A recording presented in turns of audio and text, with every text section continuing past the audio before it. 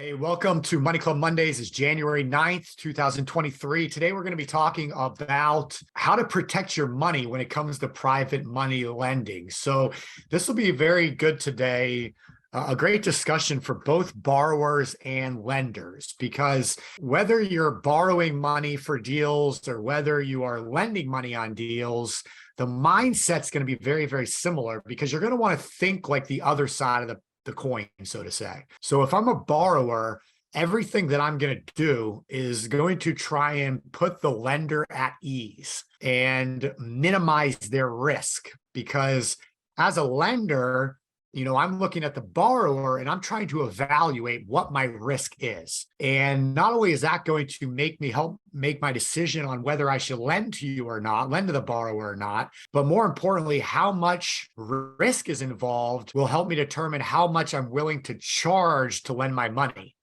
So when it comes to interest rates, points, how the deal is structured, the stuff we're going to talk about today that goes on what's called the promissory note, which basically equals the terms of the deal. All of that plays into what that final determination is going to be. So that's what we're going to get into today. So if you're a borrower or a lender, I want you to start thinking right now the other side of that coin, and how can you position yourself to make that make sense for the other person? Because if I'm a lender and I'm talking to the borrower, I'm thinking, okay, what is this borrower? What's in their head that they need to accomplish that's going to make sense for the deal? And if I'm the borrower, I'm thinking in the lender's head, okay, how am I going to get their money? Like, how am I going to put them at ease? How am I going to make it worth their time to take on whatever this risk is, et cetera? So just to caveat this, I'm not an attorney. I'm not a lawyer. This is not legal talk. This is just best practices for private money lending. I would highly encourage all of you,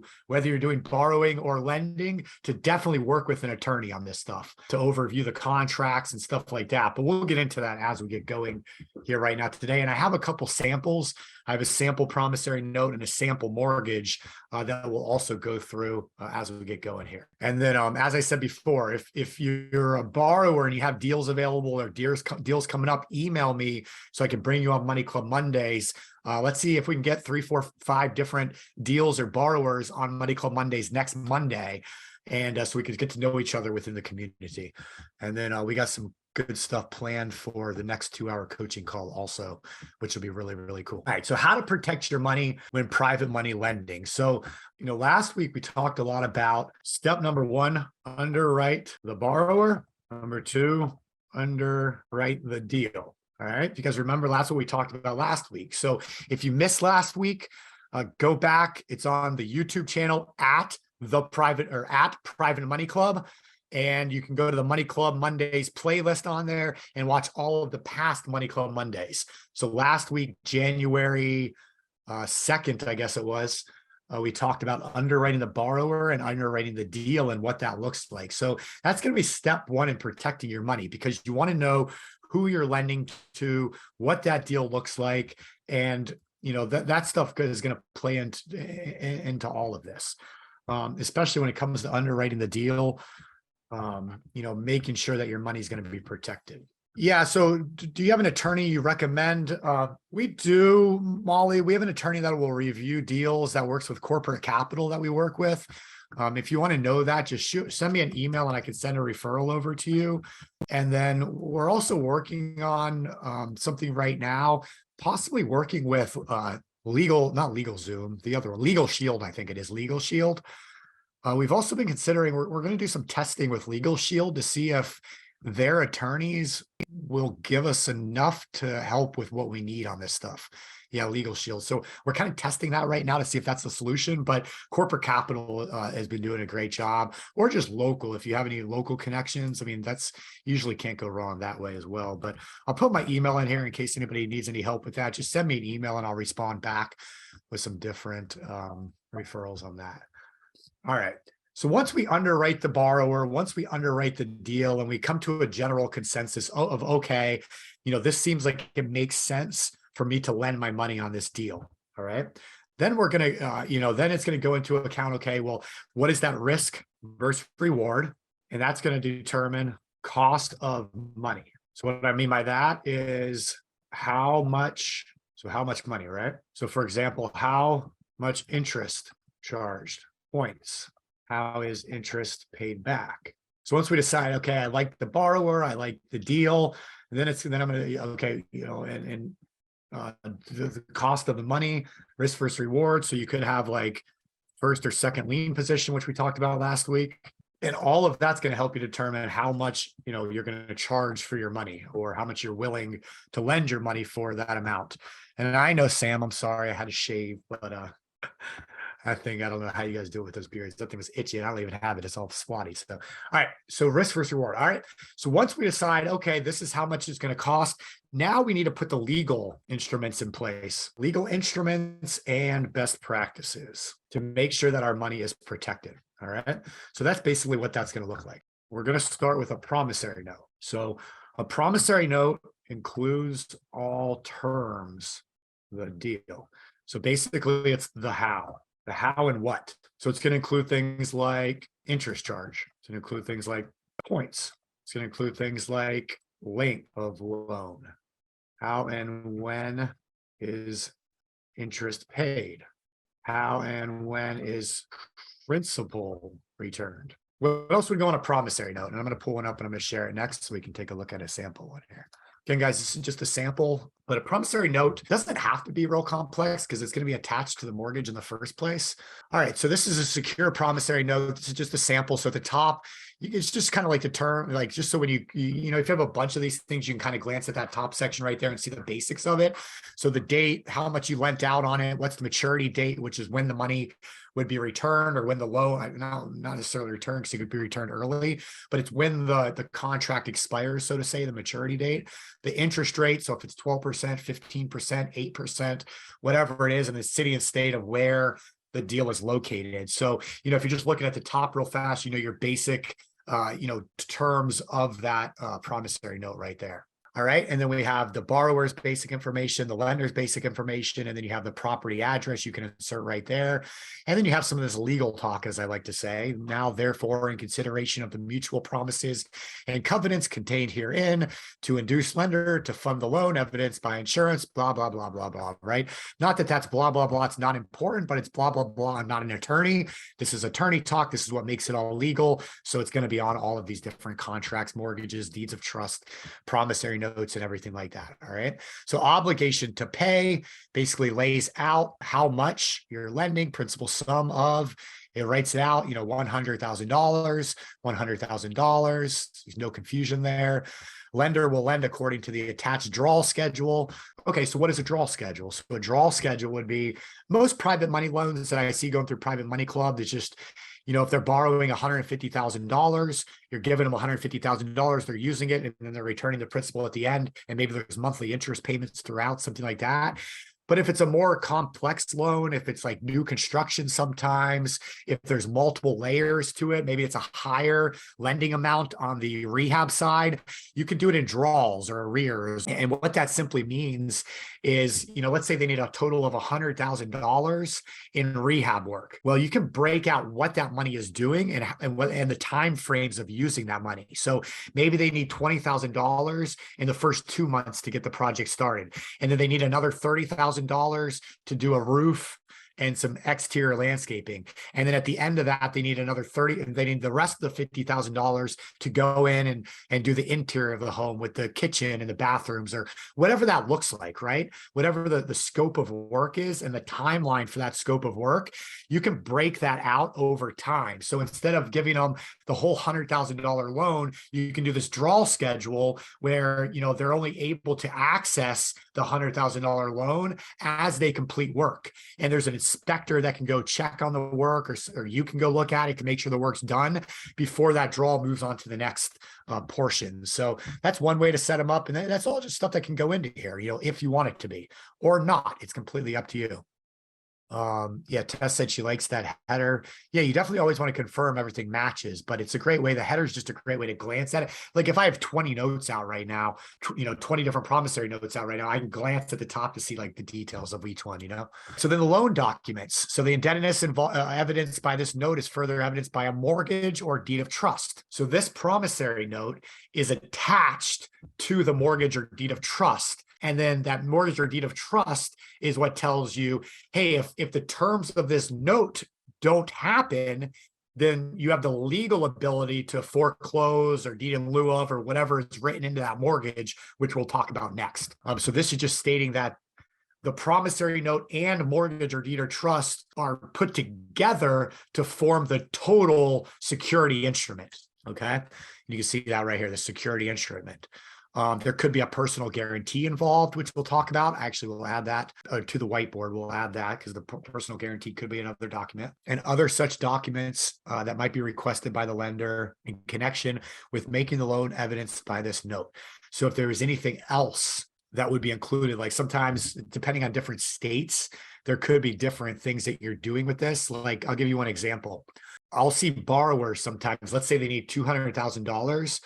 Well, they'll take $50,000 from 4 different lenders, but all 4 of those lenders will be in first lien position on that deal. So it's not 4 separate liens, it's one lien. And you can do that through the promissory note and another document that will highlight and show all 4 lenders are on that deal, but it's proportional to what they lent. So for example, if it was $200,000 total lending amount and it was $50,000 each, well, each one of them would be on for 25% of that overall. And depending on what state you're in, the attorney can do this, write up this document the proper way for you. In some states, you're not allowed to do that, but that would be a document that would also be attached to this overall security instrument to make the whole thing legal and enforceable. All right, so just sticking with the promissory note again, we'll come back to that.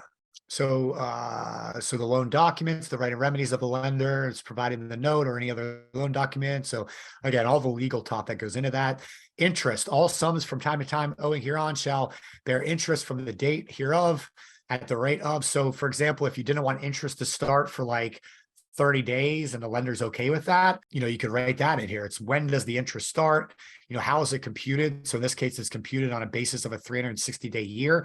So if the loan is paid back in 9 months, you don't do it through months, you calculate the days, you divide that by 360, that's 250 days or whatever. So that's how much interest is returned, because the interest is going to be on a per annum basis, which is an annual basis. All right, so in here you can just put the percentage of whatever that interest is.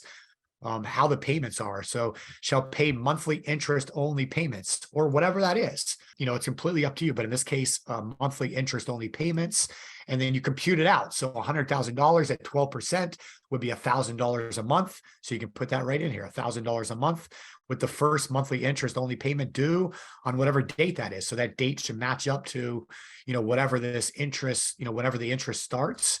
That's when the interest can start being paid out. So the point of this document is to clarify every little thing that's going to occur. So there's no question.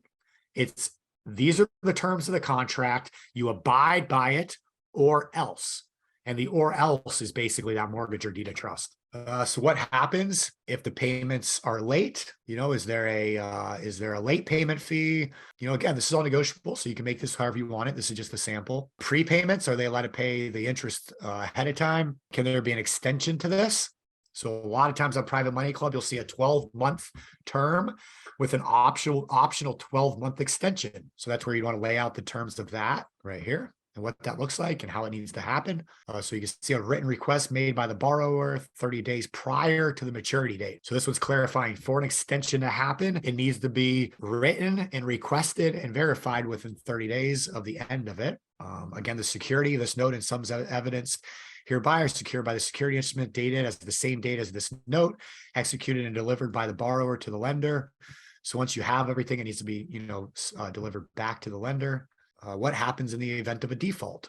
The occurrence of any of the following will constitute an event of default. Any event of default under this note that is not fully cured following an applicable notice and or prior to the expiration. Any event of default under the security instrument that is not fully cured following any blah, blah, blah. If any payment or principal of interest required on this note is not received on or before the 15th calendar day.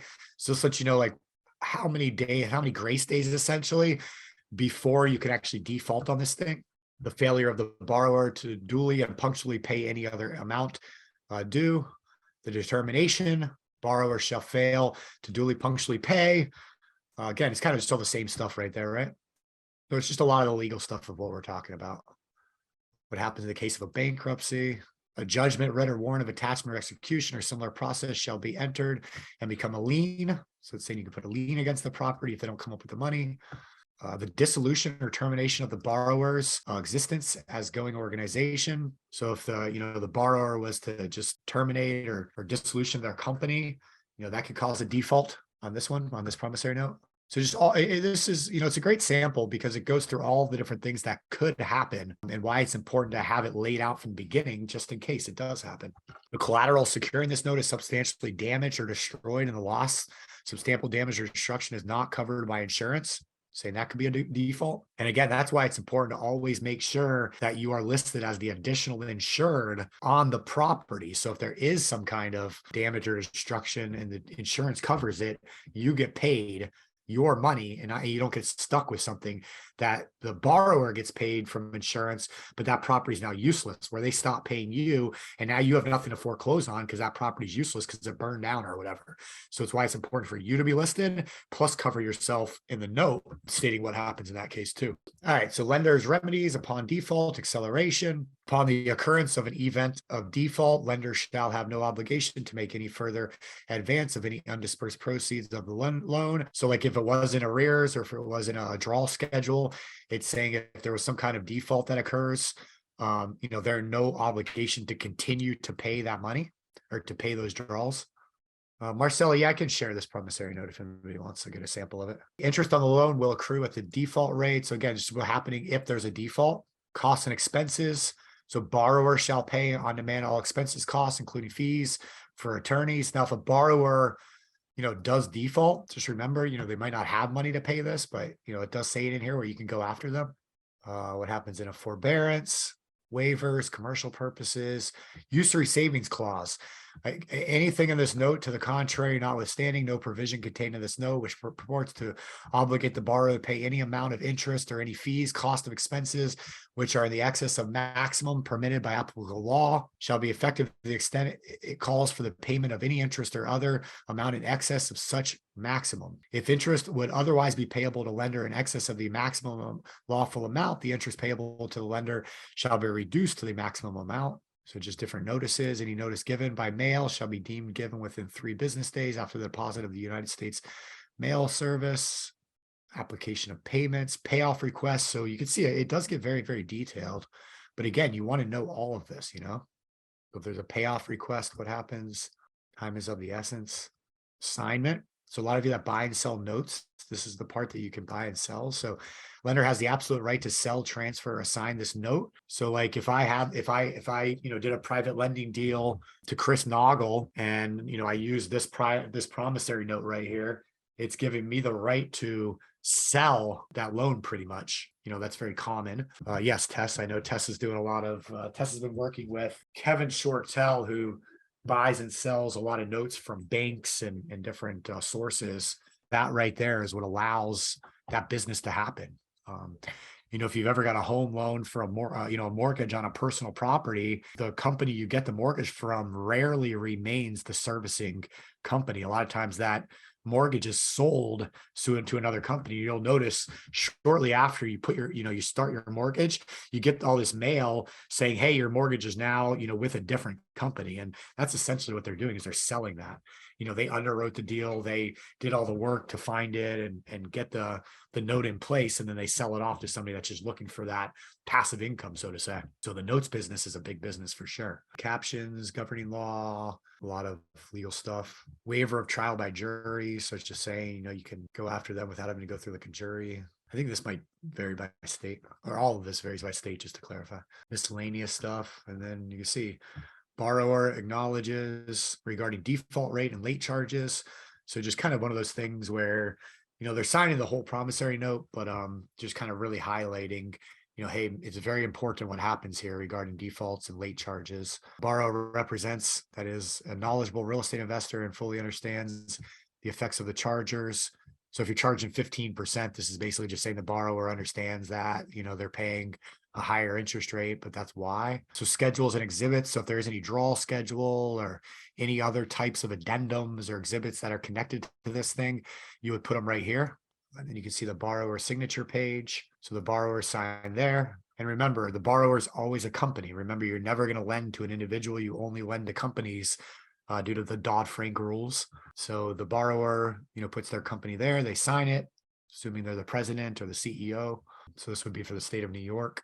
And the state of New York might or might not require a notary. I'm not sure, but there's a place there for the state of New York. And then one thing you'll notice on the promissory note, there's no place to sign for the lender because the lender's not really committing anything. The lender's giving their money, but the lender beyond that is just collecting money. So the lender doesn't actually need to sign the promissory note.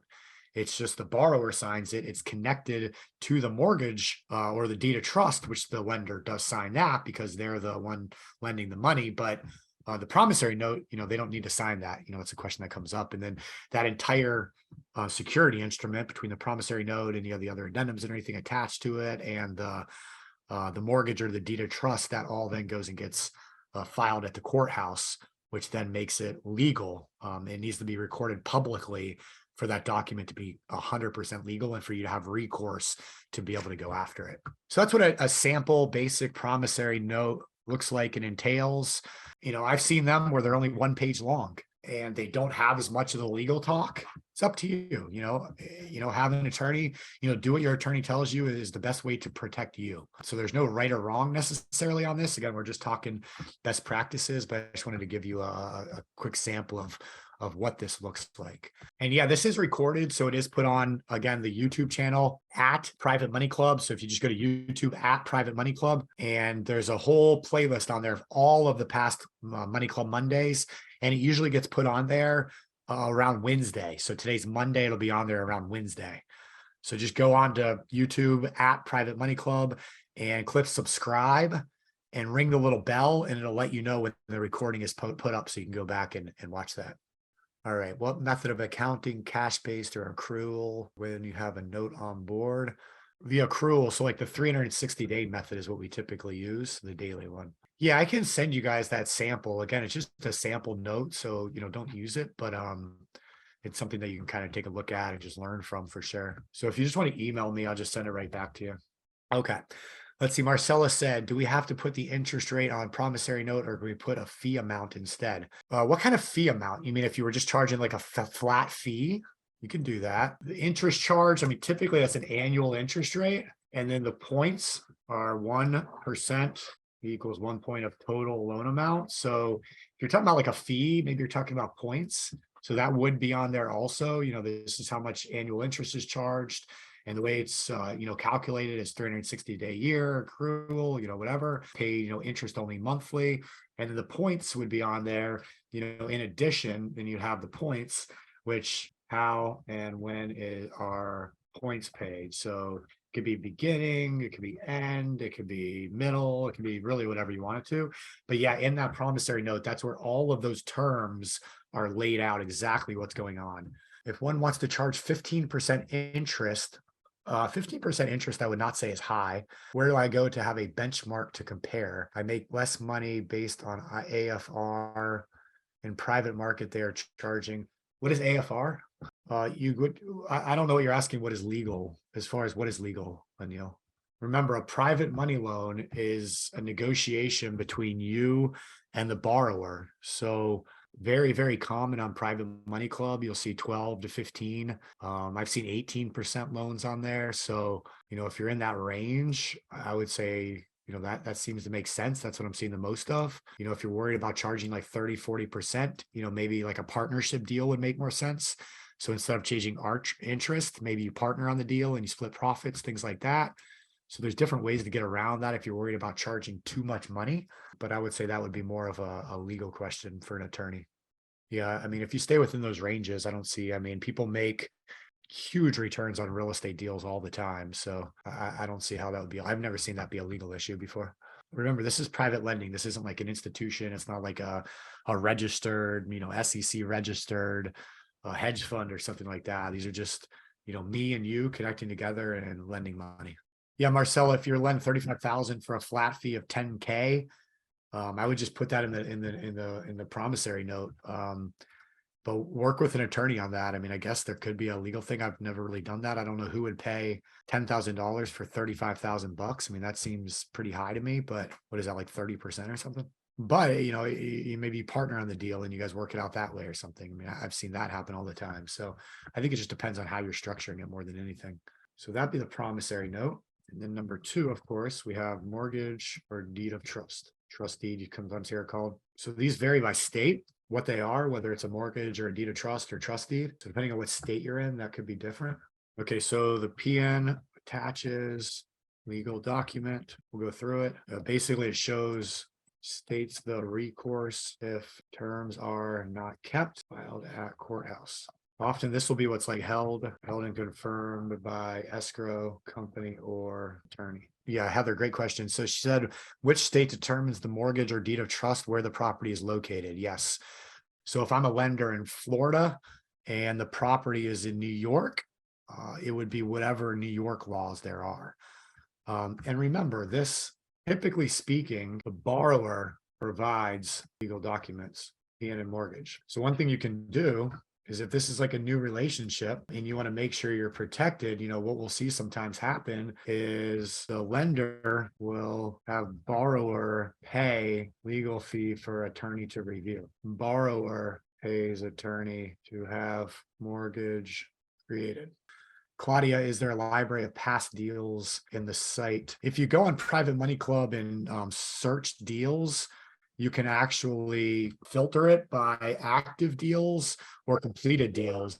Now, I will say when we switched over to the new platform a couple months ago, I'm not sure all the completed deals moved over, but there are some completed deals on Private Money Club if you wanted to see some of those. I don't know what detail they show, but they are on there.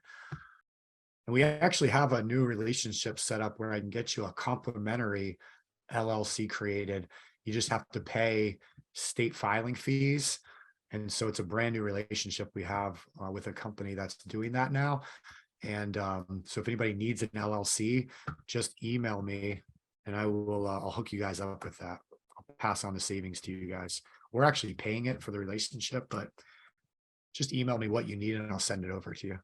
Yeah, so that's all things you can do though is, you can work that into the deal. Hey, I'm willing to lend you the money at 12% and no points, but I want you to pay the $300 attorney charge for my attorney to review this deal for us, something like that. And when you have a new relationship with a borrower or lender, those might be some of those concessions you have to make to build that relationship. So as a borrower, I don't want to pay your attorney's fees. I already paid my attorney to create the legal documents, but I understand that lender wants to make sure they're protected also in their best interest. So I understand the need for them to want their attorney to look at it. And so, okay, to develop this new relationship, I plan on not only borrowing money from you on this deal, but I plan on borrowing money on the next 10 deals that I do. So let's build our trust up front. Let's make it work now. And then, that payoff will be in the future for us. And so as a borrower, just remember, again, like I said at the very beginning of this, you want to think like the other person. So if you're a borrower, think like the lender. If you're a lender, think like the borrower. And let's create those win-win situations. So there might be some things, on this entire process that you do, the first deal that you do together, but then future deals, it's very easy because, maybe you don't have to underwrite the borrower again. You already did that part, like on a second deal, right? So in a second deal, we don't have to do that. We definitely have to do that, but the second deal, we already created all the contracts. It's the same basic thing. So I don't have to, have an attorney review it again. I don't have to recreate all those documents. We're just changing the address, changing the dates on it, maybe changing the amounts, the loan amounts. Everything else on this is the same. And so the cost might go down a little bit on the second deal. So the first deal, you might have a little bit more money, but then after that, it could be something you can do over and over again. And that could go into points as well. Maybe the first few deals, you feel like there's more risk, so you're charging points. But then, once you build that relationship, it becomes a lot easier. Okay, now we're going to start doing business. The cost of my money is going to go down because it's less work for me, or not, but maybe, so maybe that's something that happened. Or the interest rate, maybe the interest rate, you've been getting 12% because of the risk, but maybe that gets cut to 10% down the road because you guys are rolling with it, right? So there's lots of things that can happen as time goes on. Or maybe interest rates go up because interest rates are going up everywhere right now. Who knows? But in the mortgage, I mean, this is stuff that needs to happen every time, right? So you got to have this, got to have this. So let me share a quick mortgage just to give you a quick example of that. We're not going to read through it because it's so much legal talk. Okay, so just a sample mortgage. Let me see, after recording, return to the escrow company, mortgage and assignment of rents. So this was a mortgage that was done that was a rental property. So it's just, specific for that. But, again, at the top, just your basic information. What's the date? What's the company for the borrower? Who are you lending the money to? What's the interest charge? So your basic information up there. You can see the loan amount, principal of $195,000 in this example. Evidenced, see right here in the very top of the mortgage, evidenced by that certain promissory note, dated as of the date of this instrument. So the mortgage and the PN are always dated the same, executed by the borrower. Remember, the lender doesn't sign it, only the borrower did, and made payable to the order of lender in this note and the loan documents, which make up this overall everything. Borrower contained in loan documents irrevocably and unconditionally mortgages, grants, assigns, blah, blah, blah. You can see that this was in New York State, county it's in. Exhibit A attached to this instrument and incorporated by, Exhibit A would be that note, maturity date again, just shows right there. So that's when, the principal would be returned, both the principal and interest, everything's been paid by that date. And then it just goes into a little bit of the covenants, the different definitions. What does everything mean? Again, that's all legal talk. What is a lender? Lender means the entity identified as lender in the first paragraph of this instrument, or any subsequent holder of the note. Remember, that can change. They can sell the note, which would change who the lender is. Those are all done through addendums, no problem. Property, this is just defining everything that's in here. So again, there's no questions. It's legal. That's what it's all about. You don't want, something to happen and it's like, well, no, you can't do that, or that's got to happen. It's all laid out right from the start where everybody knows. So payment of indebtedness, performance under loan documents, assignment of leases and rents. So what's going to happen if that property was rented? That's why this mortgage specifically is for a property that had a rental in it, but that's fine. Is there inspection done? All that stuff that goes into this, or if you're able to inspect the property, I should say.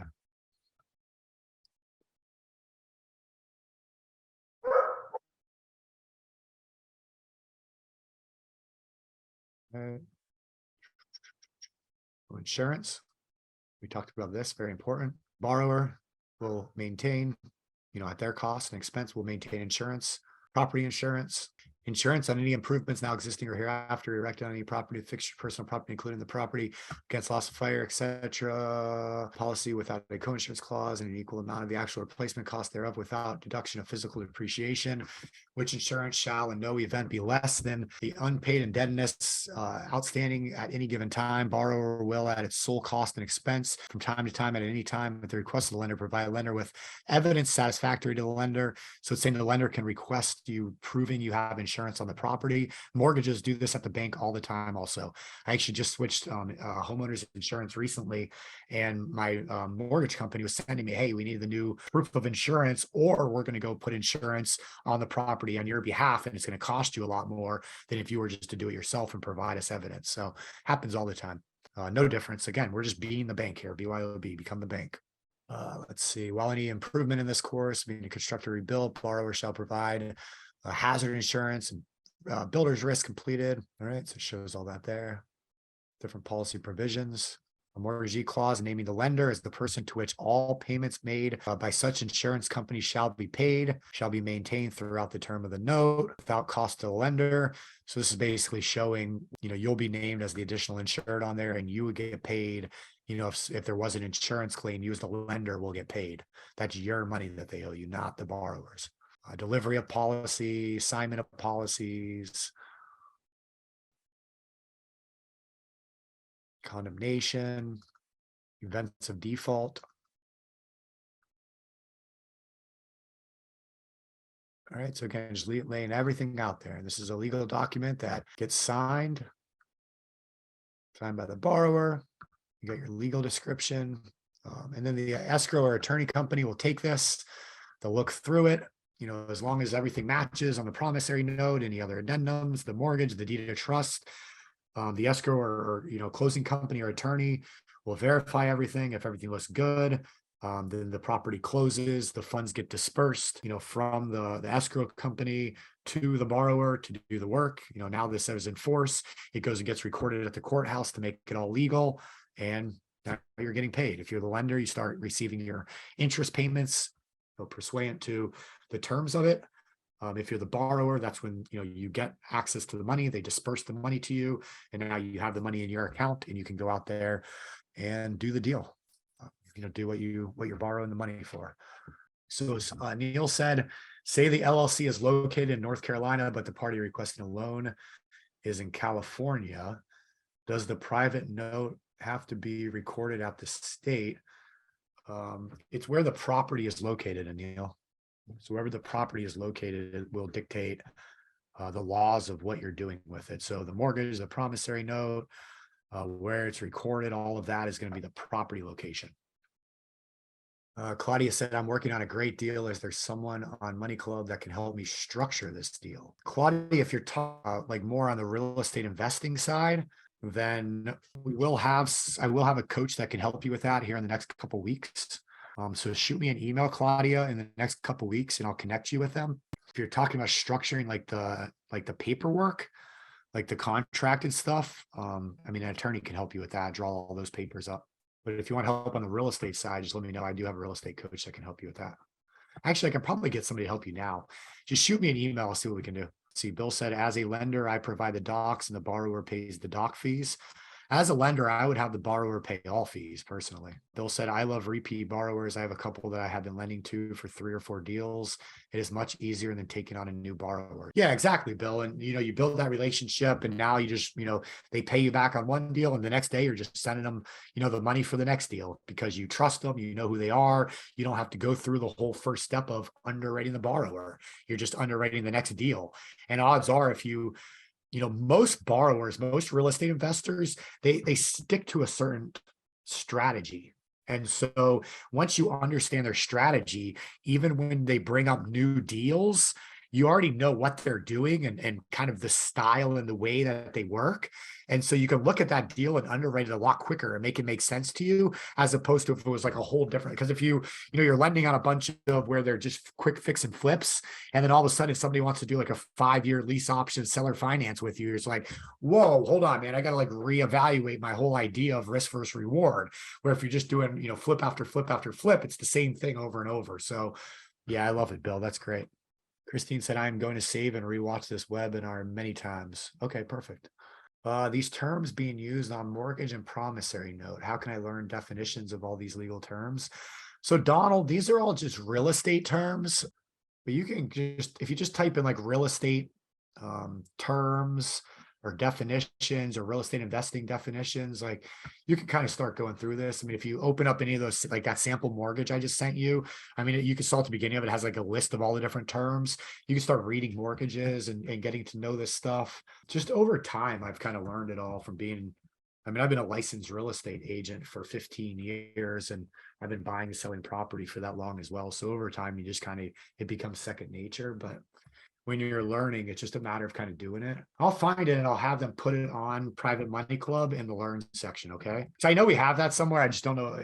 I just got to find it and then I'll get it put on the learn section. So look in the next, like later this week. I'll have them put it up there this week and just look in the learn section on Private Money Club and we'll post an article with that on there for you, Donald. All right. So protecting money when private money lending. So again, very important, promissory note, your mortgage. We always want to, again, record it at the courthouse. Let me just write this extra stuff on here. Lend only to companies like an LLC, never to an individual. So these are just kind of best practices. Let's see, send money to escrow or attorney, never to a business or individual bank account. Now, there could be a caveat on this. Second lien property with no mortgage, seller finance. I've seen like Steve Lawson and Dwight Harrison and a couple of guys that, depending on how they're structuring and what type of deal it is, like maybe they already own it, it's already, it's already recorded. It's not like a new purchase. So there wouldn't necessarily be an escrow. There could be an escrow company, but there are certain situations where, you might be needing to send money to them. It should still run through an escrow company, but I've seen a couple situations where you don't necessarily have to do this, but for 99% of private lending deals, the money should always be sent to that escrow company or attorney. And the reason for that is because the escrow company or the attorney that's doing the closing for that property, they're the ones that are going to verify that everything that is needed legally is there and signed and done before that money is released. And so it gives you that added layer of protection where that person's done, checking everything. Because if you just send the money to the company, to an LLC business account directly, well, what if they decide to back out of that deal? Well, they have your money. Nothing was actually closed or done. So this is best practice for sure. Is wire the money to that escrow company. That escrow company checks everything, verifies, signs off on the mortgage and everything, and then they disperse the money to the borrower. What else do we talk about? Lender added on insurance policy.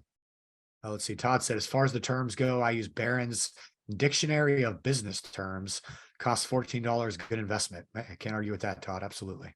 So these are some ways, that you're going to start protecting yourself and protecting your money and making sure, what happens. And again, so a couple things we didn't talk about. Let me add those actually. So personal guarantee. So personal guarantee means if deal goes bad, the borrower is personally guaranteed to pay you back their other assets. You can go after everything versus a non-recourse, non-personal guarantee means if deal goes wrong, the deal is the only way to recoup money, recoup investment, not go after borrower personally or their other assets. So again, this could come into the risk versus reward category. This also could come into if you're looking at loan to value.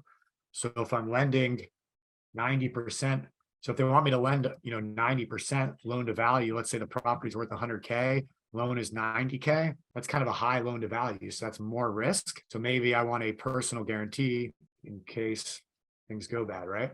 Where if I'm lending 50%, I'm lending 50K on 100K, maybe I'm good with non-recourse because even if this thing goes bad, I got a lot of meat on the bone, so to say, to make sure I recoup and get my money back. And borrowers are different on this. Some will be willing to do it, some aren't.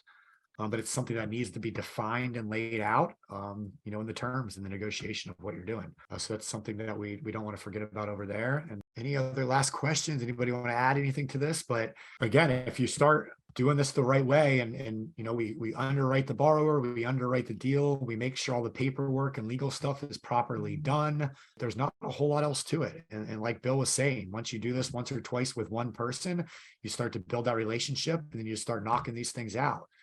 One after another, boom, boom, boom, boom. And it just becomes like second nature. A lot of these terms, second nature, you don't forget the little things. You make sure that everything's included on it and you go from there. So, all right, guys. Well, I hope everybody has a great week. If you need anything from me, give me a shout. I am flying up to Buffalo, New York on Wednesday to meet with our entire Private Money Club executive team. And we are going to be building out some events. We're going to be doing 4 or 5 events specifically for Private Money Club in 2023, moving into 2024. And we have a lot of new features, a lot of new benefits. We have coaching and certification programs coming out in the next 4 to 6 weeks. We just have a lot of stuff going on with Private Money Club. So if you're already a member, congratulations. Make sure you get on there. If you're a borrower, send me an email that gets you on Private Money Club and the 2-hour coaching to talk about your deals. If you're a lender, give us a shout if you need anything. Again, it's 833 join PMC is the support line, or you can just email support@privatemoneyclub.com and they can help you out with anything that you need. But other than that, we'll see you next Monday. I know it's Martin Luther King Jr. holiday, but we will do Private Money Club next week. So join us next Monday at 1 p.m. Eastern. And hope everyone has a great week and has had a great start to 2023. See you guys soon. Thanks a lot.